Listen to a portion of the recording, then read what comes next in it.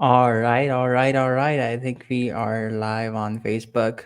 I gotta check if everything's okay before I say anything important because I've been a victim of this for uh, many times before. So I don't want to make that mistake again. So let's see.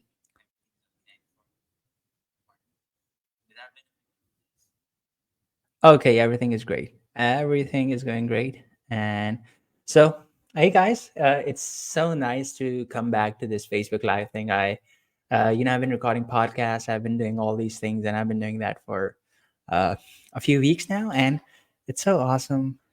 Uh, so awesome doing that. You know, uh, but this has a kind of an interactive element. So I can see the comments, but I can see who commented. So hello. Okay, so one of my friend is here and he's saying, "Hello, buddy. Hey." So great to see you all. Great to build this community. I mean, yes, we're just building. We have, I think, 20 people so far, and I'm not like, I'm not inviting people that much. So we have 20 people, but the 20 people are really good people. There are some of my really great friends. So it's great to be here, and I wanted to do a post about what TruthQuest is. I wanted to tell people about what all of this community is for, what we are doing here, and I wanted to tell people about all of that. But I said, why should we do the post? Let's go live. Let's tell people. Let's talk to them. So welcome to TruthQuest. First of all, this is me, armughan, officially welcoming you to TruthQuest. And TruthQuest is I call it the heart and soul of everything that I've done uh, for the past 4 years now. Yeah, four, maybe five. Yeah, somewhere around that, maybe four, maybe between 4 and 5. So, I've been on this journey of self development. I've been on this journey of personal growth, and I've been having some really serious realizations during the past year, just. But I've been on this journey where uh, e- I feel everybody who's in this group or whoever will be in this group, and you're watching this, you must have seen this problem where you are different, where you're a bit unique, right? You're somewhere weird inside, and in your unique way, you cannot, in your uniqueness, you cannot explain that to other people. It's like you're just different in your way, right? It's like you're a weird snowflake. And I think Truth Quest is where you get to be the weird snowflake and you get to own it. And the reason I created TruthQuest was because I was that person who was this completely weird guy who, highly introvert, and I don't want to talk to people. I don't want to go out. I don't have that many friends. So I was that person. And I remember just being there alone in my space. And in fact, it got really bad, by the way. It got bad to a point where I was just suffering from loneliness. And and it's not like I enjoy loneliness now. I prefer being alone. But it was taking a toll on my mental health. And it was taking a toll on, I was suffering from depression and built up to a point where I was suicidal. And it was all because I was trying to throw my voice around and nobody was here to listen. I mean, just nobody wanted to listen. Nobody wanted to have to do anything with it. And I felt as if I was the most loneliest person on the earth. I mean, just believe me. Okay. So, and yeah, but I lived like that until I found some stuff online and I went on this journey, and I've been on this journey for now, uh, 4 years, 5 years of self development journey. And Truth Quest is built with a vision that everything that I've learned, everything that I've seen, everything that I've accumulated over these years, I want to share that with people. But more than that, I want to build a community where people can trust each other, where people can trust each other to be weird, where people can trust each other to, where people can trust that where it's a community where you will throw your voice and people will listen to you and people will care, genuinely care, including me. And I hope we build that kind of community. I have that kind of vision of that is the kind of community I'm building. So, hello to anyone who is watching. So that is Truth Quest, guys, and the podcast is on those lines as well. It's all about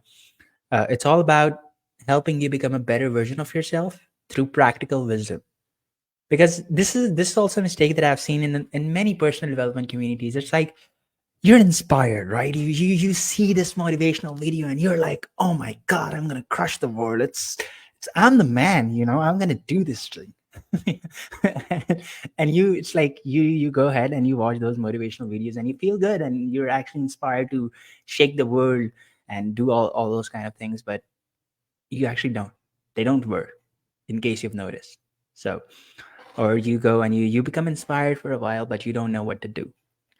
And even if I'm calling this out on a lot of self-help books, I think uh, most of them are extremely useless. And I mean that because a lot of self-help books, they are just general advice. They're just thrown around.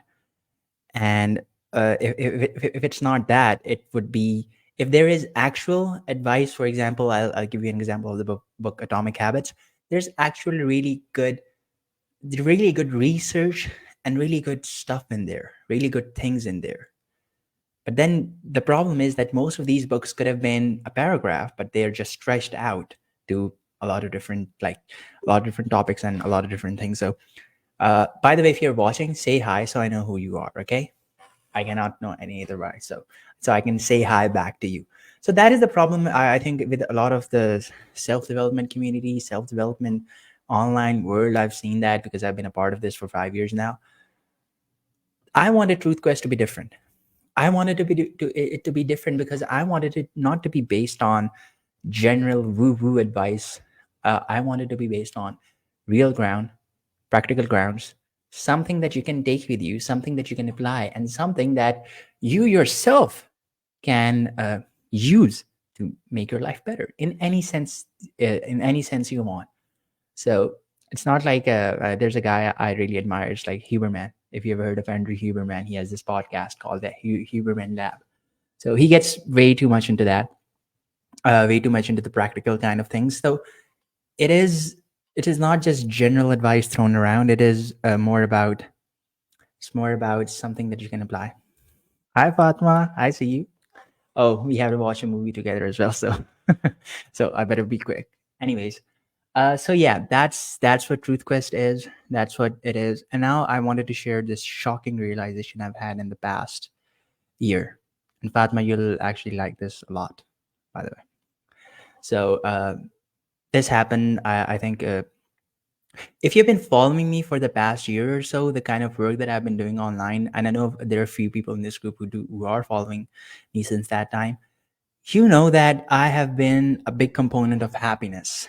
I was a big component of unlocking the joy. We actually did a challenge. It was 3 days, and I spoke for 3 days, and it was all about unlocking the joy within.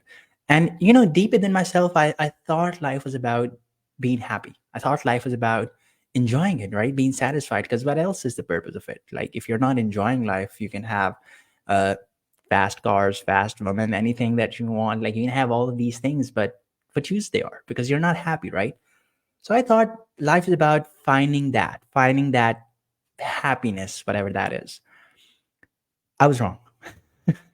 Yeah, I'm publicly saying that I was publicly wrong, because I shared with people, I shared with you guys and some of you guys and a lot of people as well. I met them and I shared with them uh, tips and tricks, not just tips and tricks, but general advice to be happy. And it was, yeah, I would, I mean, really critical of myself, but yeah, it was that, and I'm ashamed a bit as well. But it's just I don't. It's not like I regret myself, because you learn and you grow, and that's the way that you go. Uh, so I thought life was about happiness, but then I realized as I was living my life, I was like, this shit is making me weak. Because here's the thing about happiness: the quickest way to not get it is to go after it. Because if you have it as a goal, if you have it on top of your list, like, I want to be happy, that's your goal. I can really very easily say that you're not the person who's going to be happy. Is this making sense, or am I just blabbering about? I hope it is. So, you're not the kind of person who will actually be happy. But if you have other things as your goal, and whatever your goal list is, we all have one in our minds. Some people actually do go the extra mile, write it down. That's great. But if you have that as your goal, it's very unlikely, it's very counterintuitive that you would actually get there. It's very difficult to get there. Because here's the thing about happiness. If you're chasing happiness, let's say you're a person like I was a year ago, and you're chasing happiness and you're chasing nice experiences. Because happiness, what is happiness? It's just feeling of, oh, I'm feeling great. It's like, you're having that. And if you're chasing that feeling that you want, and by the way, I was a spiritual person as well, and still I was making that mistake. And if you're chasing that thing, the problem is anything that is not that, anything that is difficult, anything that gives you some amount of pain in life, you'll actually push that away. And you will actually push yourself away from struggle and pain and suffering. And that is a bad, bad thing to do. Because if you push yourself away from struggle and pain and suffering, the truth is you're pushing yourself away from growth. You're just saying, I'm good here. I'm happy here. I don't want to grow. I don't want more. I just look like I'm gonna stay here and that's it. And the problem is like, yes, definitely you're uh, constraining yourself into your own little box, whatever that is. And the other problem is you're actually limiting your happiness as well. Because as a human being, one of the needs we have, I'm calling this a need. One of the needs we have is the need for growth. Because I think it was Dostoevsky who said this, that if you give a person if you give a person utopia, and utopia means, if I, let's say I do this experiment with you and I give you like the most, I give you Louis Vuitton and Gucci and all these stuff, I give you all this shit, and I give you like the best car on the planet, and I give you like millions and millions of dollars and everything, and you don't have to work for it. You don't have to work for it. I'm just giving it to you if I have it. But let's say for this thought experiment, let's say I do have it. So I'm just giving it to you. Okay. All these things, all these luxuries, all these, the best technology on the planet, the best patents and everything. Like I'm giving it all to you and you don't have to work for it. That's the thing. I'm gonna bet that you're gonna get bored of it pretty soon. It's like you're gonna say what? And you see examples of this in real life. You might be saying, "Oh, I move on," but you're going too extreme. You see example of this in real life. You see children of celebrities, or you see celebrities as well, who had it all, who had who had the women, who had the drugs, who had the cars, who had the money, and who had everything. But they spend their life going in and out of rehab. Spend their life in depression. They spend their life in all these different things. Hey, Espen, it's great to have you here. I see you. So you see example of people who were given all the kinds of like all the blessings and they actually threw them away. Why would you do that? Because that actually hinders your growth. So you cannot, if there was a magic wand that you can always just wave around and say, okay, I'm getting it, I'm getting whatever I want. You'll actually not want the thing, because it's not the thing that you want, it's who you become in the process. So, and the change in the process actually only happens from facing suffering. It happens from facing the pain. It happens from facing your fears. It happens from adversity. There's no shortcut you can take. I'm sorry. It's just the way through. And when you have happiness as a goal, when you have good experiences, nice experiences as a goal on your list, and that's the only thing that you're chasing, really, you're actually moving away from nice experiences, because a lot of nice experiences come through the adventures of life. I hope that makes sense. Is this making any sense? Right. So that's the problem that I made. That was the person I was. I wanted happiness. I wanted to feel good. I wanted to feel all these things, but it was actually moving me away from a lot of potential growth. It was actually moving me away from a lot of pain.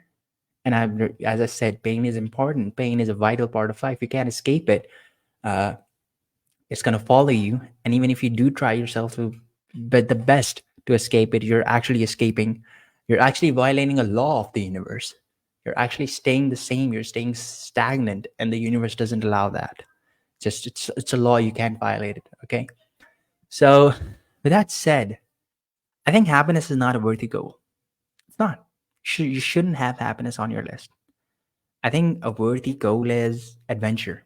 I think a worthy goal is reaching for the stars. I think a worthy goal is something that is bigger than yourself, something that is bigger than your tiny, tiny, teeny, meeny being.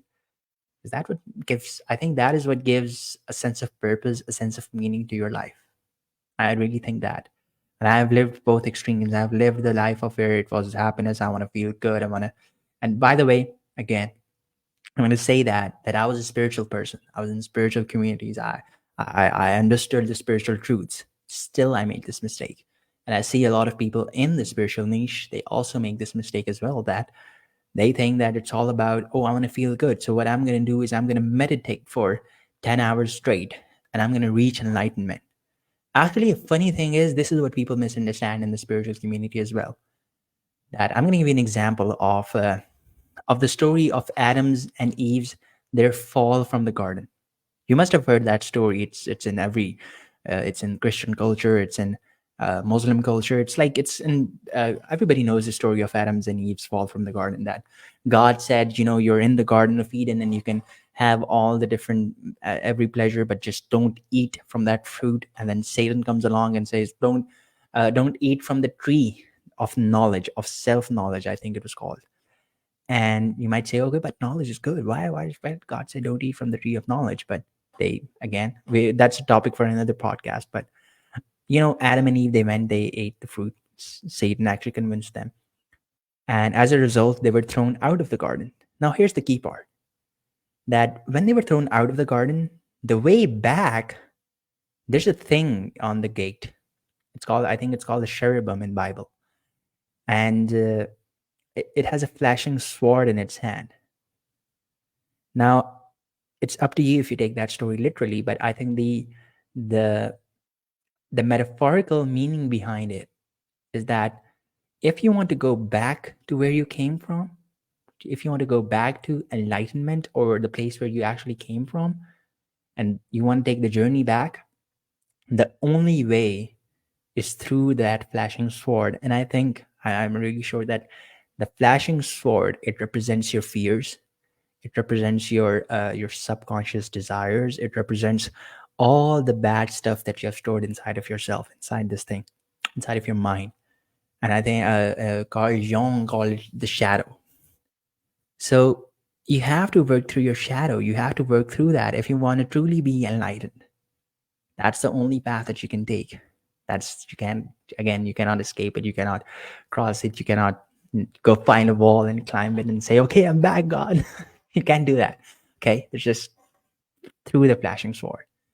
That's why most people don't actually get enlightened, because they think enlightenment is all about, or the spiritual path is all about feeling good and just meditating my days away or going away from the world and renunciation. It's really not about that. It's more about diving deep into your fears and diving deep into the part of yourself that you've been pushing away, that you've been escaping from, and coming heads to heads with that.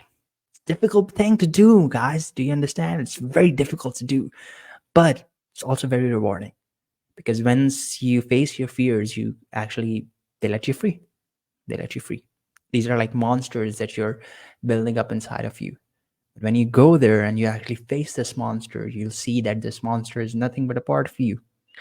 When you actually face there, and as the standoff is happening and you're there, you'll actually see that this monster is just a part of you that you've neglected for very long. And slowly you just integrate it. So I know we started with happiness, we got into enlightenment now. So even the path to enlightenment, it's all about facing that thing. So this is the big realization I've had. Again, I've been publicly wrong about this. I thought life is about happiness. I thought life is about finding that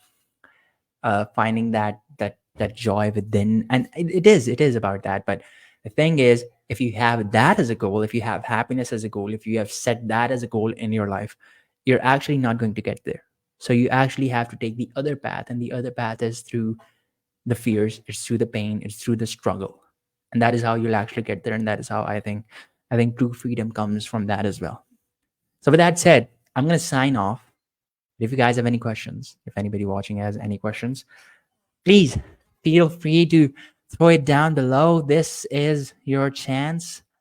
If you want to know more about me, if you want to know more about the stuff that we talked about, go ahead. I'm just going to give you 10 seconds. Okay, I'm gonna count to 10. Okay, it's. By the way, how do you like this new setup? Is this nice? Took me a while to figure this out. Okay, okay, okay. Okay, so I see that you guys don't have any questions. So, okay, so we're gonna do this every Saturday, and this is me, by the way, speaking alone to you. But from the next week, we're gonna have a person with me, and the person is actually going to be a very you're actually going to have a lot of fun. You're actually going to learn a lot, and you'll actually have the opportunity to interact. The reason I love doing Facebook Live is because it is interactive. It is like I bring you into my home. It's like this. Do you guys understand? This place is where I spend 90-80% of my time. I'm an introvert. Okay, don't don't say like what. Get a life, Armughan. Please go ahead, get a life. Okay, don't spend your time. This is where I am. Okay, this most of my time. So I just bring you to my personal space, and I love that. It's this space that I have, and it's like we share this space and we get to talk a lot about this stuff and we actually get to interact. So love you guys, all of you. And yeah, I'm gonna see you soon in the next live. So that peace out. I'm gonna see you. Bye.